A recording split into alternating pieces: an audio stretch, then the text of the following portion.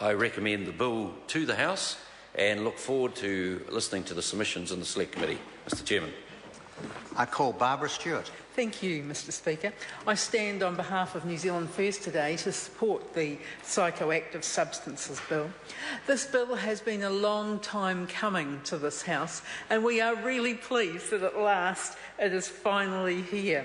We need to front up to the problems caused by these legal highs, and we know that actually it is happening right across the whole country, and we're looking forward to working on this legislation. We have regularly in New Zealand First consistently urged the government to actually make a start on this legislation, and we realise, of course, that it is a worldwide challenge, this particular problem. Week in, week out, we see reports of these substances actually leading people into crime. I know in Hamilton I regularly get reports, and I have got no doubt that the two other MPs from Hamilton, David Bennett and Tim McIndoe, also get the same reports. Sometimes these are... people come into our offices. Whether they are petty offences or more serious crimes against in the community. The effect that these substances have on one's physical, mental and social well-being are widely documented, and I know there was a television documentary on it just recently. Under current legislation, the government has had very limited means to prevent these substances being sold, manufactured or even imported into New Zealand. Basically what's happened, we have been putting these manufacturers ahead of the health and well-being of everyday New Zealanders, and of course there has been a cost on the health system. These companies have been able to bring in new legal highs and herbal highs, or manufacture them just at will. And the government has had to continually try to monitor these drugs to try and protect our New Zealanders. And every substance has had to be placed on the Misuse of Drugs Act when it becomes a problem. Consequently, the government has always been left 2 steps behind the legal high industry, and it is timely that this situation was actually changed. We cannot afford as a country to be behind on this particular issue. So, of course, the health and safety of New Zealanders, particularly young New Zealanders, is a priority here for New Zealand First. A lot of the time, nobody really knows what is in these substances or the effects that they have on people, and we're very happy that this bill is going to change this situation. It needed to be changed. Legal highs are often marketed as blind, without the purchaser knowing what they contain. However, we do know that it encourages dangerous behaviour and can make people seriously ill and even endanger their lives, not only in the short term, but also in the long term. We always read stories in the newspaper about how easy these drugs are to actually obtain. Recently, the Nelson Mail reported that a dairy near a high school was selling legal highs to students and minors. Mr Speaker, this is totally appalling, particularly when these underage pupils would have gone into the dairy with their school uniforms to actually make the purchase. We also had a recent example where the legal highs were being sold at a dairy and free sweets were actually given away with the purchase. So something definitely had to be done. These substances are increasingly associated with mental health issues. Over the past few years, we've seen a growing number of violence at mental health issues at emergency departments around the country, in which these synthetic drugs can be related directly to this particular violence. We've had paramedics speaking out about the legal highs and how these are beginning to be a much greater problem for New Zealanders than illicit drugs. And we know what some of the problems are.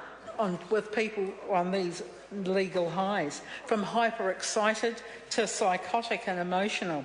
And we had one Nelson paramedic saying that hyperventilation was becoming quite common after someone had taken these particular drugs. Of course, we've got other instances of episodes where patients have had convulsions, they've had periods of unconsciousness, seizures, so they are not safe, and it is timely for the government to clamp down on this particular problem.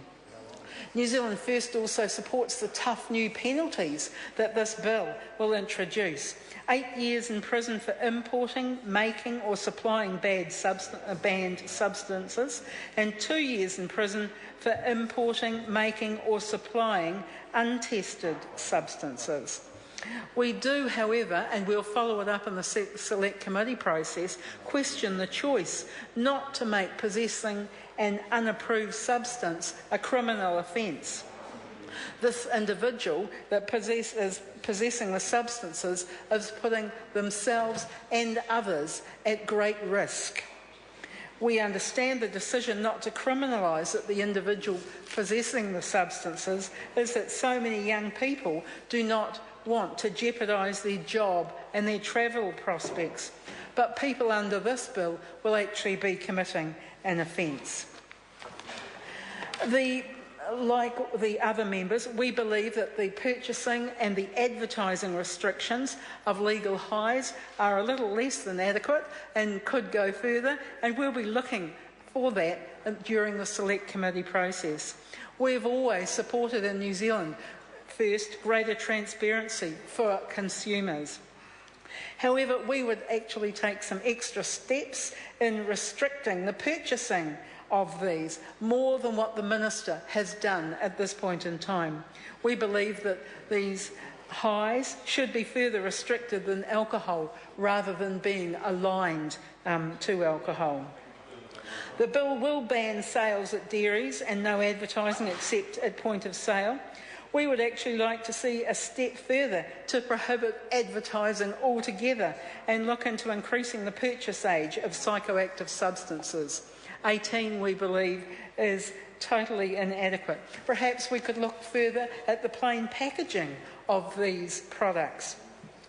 As other members have already said, we would like price to be considered, and perhaps the taxation of these particular items. They are not substances that we want to see all of our young people have free access to. We in New Zealand First support the provision to make manufacturers that wish to sell these legal highs in New Zealand pay an application fee and testing costs. This has been missing for far too long in this type of legislation, and it should be done. These substances will ensure that the ingredients are safe for people to consume, and at this point in time we don't know that they are, and we worry about the effect that it's having on young developing brains.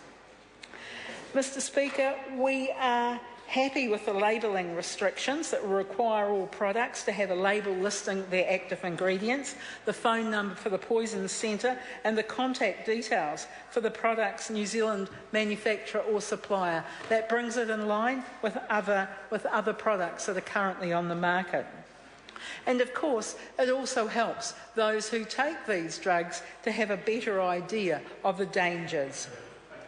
So, Mr. Speaker, despite seeing some areas as lacking in the bill, and we were looking forward to working on them in Select Committee as well, we believe that the positives of this bill actually far outweigh the negatives. This bill is a much-needed start, regulating the uses of psychoactive substances, and something that we have been calling for, like other parties, for a long, long time. So, Mr. Speaker, we're looking forward to working on it, and we will support this bill. Call Dr. Jackie Blue. Thank you, Mr. Speaker. I too am delighted to speak on the first